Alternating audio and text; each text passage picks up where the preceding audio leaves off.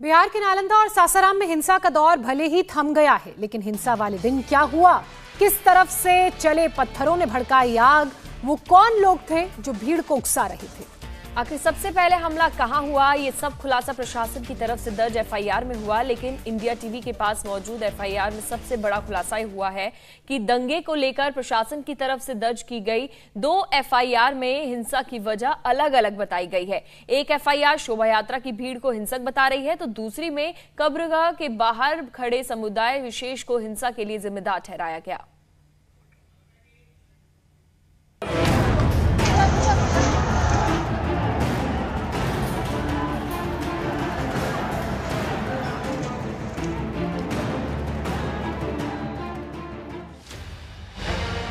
रामनवमी के मौके पर बिहार के जिन शहरों को हिंसा की आग में झोंक दिया गया था, पत्थरबाजी, आगजनी, बमबाजी और फायरिंग से शहर के शहर कांप उठे थे।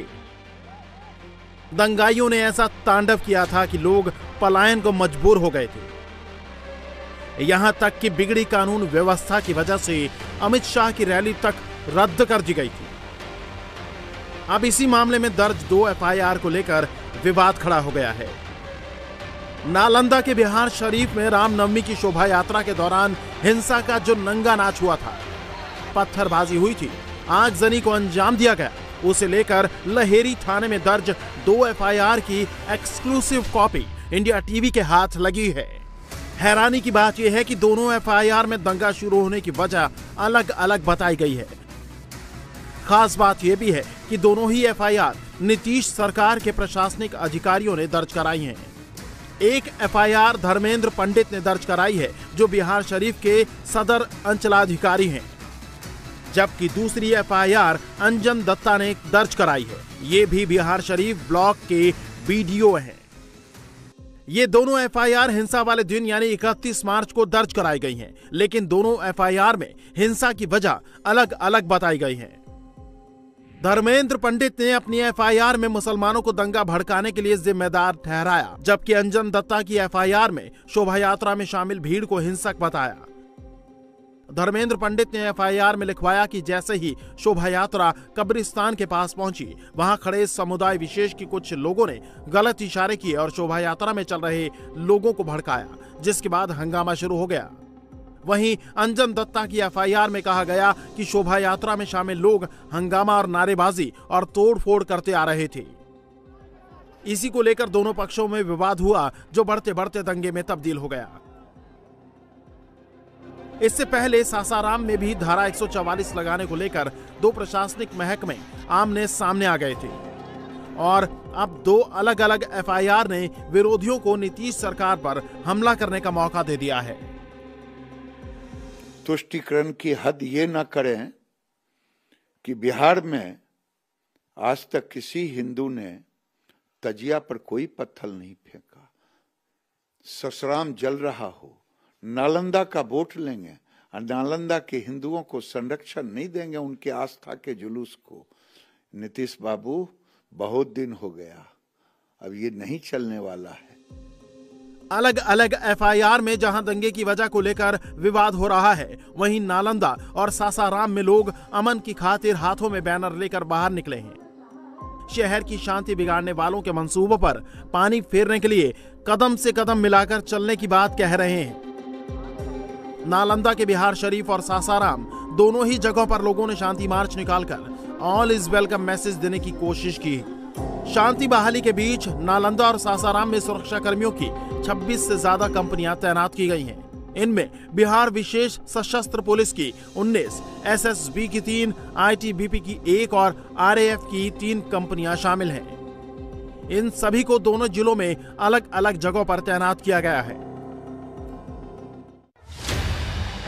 इसी बीच इन शहरों को दंगे की आग में झोंकने वालों के खिलाफ एक्शन भी जारी है। बिहार शरीफ में अब तक 130 से ज्यादा आरोपियों की गिरफ्तारी हुई है, तो नालंदा में 49 आरोपी सलाखों के पीछे पहुंचा दिए गए हैं। इनके अलावा दंगे के जो आरोपी पकड़ से बाहर हैं, उनकी संपत्ति कुर्क करने की तैयारी है। दोनों ही शहरों में एहतियातन इंटरनेट सेवा आज भी बंद है। हाँ, बड़ी संख्या में आरोपी अभी तो पहचान होते ही जा रही है। फुटेज के आधार पर कई लोग भागे हुए हैं शहर छोड़ करके, जिनकी अरेस्टिंग हो गई, बाकी लोग जितने मिस्चीफ मॉन्गर्स से सब भागे हुए हैं, तो उनकी अब हम लोग कानूनी कार्रवाई करके कुर्की जब्ती करेंगे और आगे की कार्रवाई करेंगे। संपत्ति की कुर्की होगी और बाकी उन पे भी कार्रवाई होगी। जितनी फैसिलिटीज़ मिलती हैं उनको या सरकारी कार्यों में उनको मिलता है, उनका character certificate, black certificate release होगा। तो जितने लोग दंगा किए उनको काफ़ी गंभीर परिणाम भुगतने होंगे इसके। ये हमारी कोशिश है कि इस बहाने संदेश दिया जाए समाज को कि शांति बनाए रखें, शांति से बेहतर कुछ नहीं है। समाज को जोड़ा जा रहा है इस अभियान में। यही हमारा उद्देश्य है कि पुनः शहर वैसा ही आ जाए जैसा कि 31 से पहले था। कल पुलिस प्रशासन, स्थानीय धर्मगुरु सहित आम लोगों और राजनीतिक दल के लोगों ने शहर में शांति बहाली के संदेश दिए, तो आज भी सद्भावना मार्च निकाला जाएगा, जिसमें सभी धर्मों के लोग शामिल होकर शांति की अपील करेंगे। हिंसा के 5 दिन बाद शहर में हालात नॉर्मल हो रहे हैं, तो लोगों ने जरूरत का सामान लेने के लिए बाहर निकलना शुरू कर दिया है। बाजारों में हलचल देखी जा रही है। एटीएम के बाहर कतार लगी हुई है। लोग बाजार में जरूरी सामान खरीद रहे हैं, तो पुलिस गश्त भी कर रही है। परेशानी तो यकीनन बहुत ज़्यादा हो रही थी, लेकिन अब लाइफ जो है बिल्कुल पहले जैसे हो रहे हैं। अब कोई मुश्किलात नहीं आ रहे।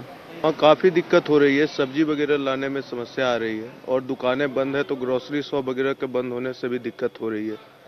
और पैसे की लिक्विडिटी की किल्लत है। आजकल इंटरनेट का ज़माना है, तो सब कुछ फ़ोन पे वगैरह से होता है, लेकिन अब दिक्कत हो रही है, तो एटीएम में खड़ा होकर के लाइन में लगना पड़ रहा है। तो पहले तो यूपीआई से पेमेंट हो जाता, पहले यूपीआई से हो जाता था सारा कुछ। प्रशासन अलर्ट रहता तो थोड़े होता। प्रशासन की तो दिक्कत है।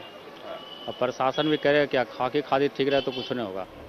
बिहार शरीफ में लोग बाहर निकलने लगे हैं, तो सासाराम के लोगों ने कहा कि सिर्फ दंगाइयों को अरेस्ट करने से काम नहीं चलेगा। उनके खिलाफ योगी मॉडल पर एक्शन लेने से ही ऐसी घटनाएं रुकेंगी।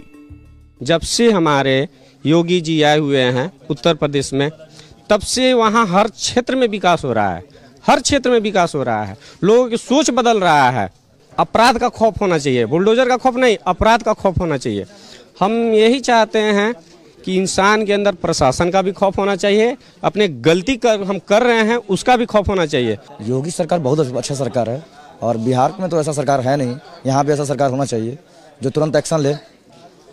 जी, बुलडोजर एक्शन बहुत जरूरी है। यहाँ भी उस टाइप का सरकार यहाँ भी होना चाहिए, बहुत ज़रूरी है।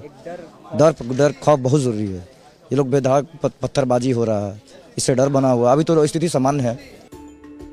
हिंसा के बाद 5 दिन बाद बिहार के हिंसाग्रस्त इलाकों में जिंदगी पटरी पर आने की कोशिश कर रही है। इलाके में तनाव के बीच भारी पुलिस बल तैनात है, लेकिन लोगों में अब भी खौफ है कि कहीं हनुमान जन्मोत्सव पर फिर से शहर में अमन के दुश्मन पत्थर लेकर न आ जाएं।